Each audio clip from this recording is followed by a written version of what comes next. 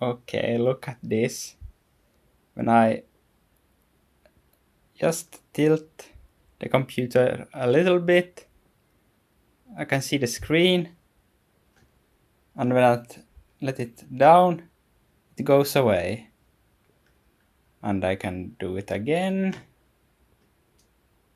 but this time it stays on.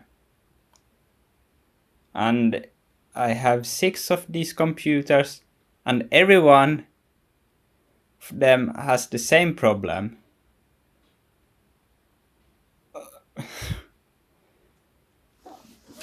I don't know what's wrong with these. They are HP ProBook 645 GeForce.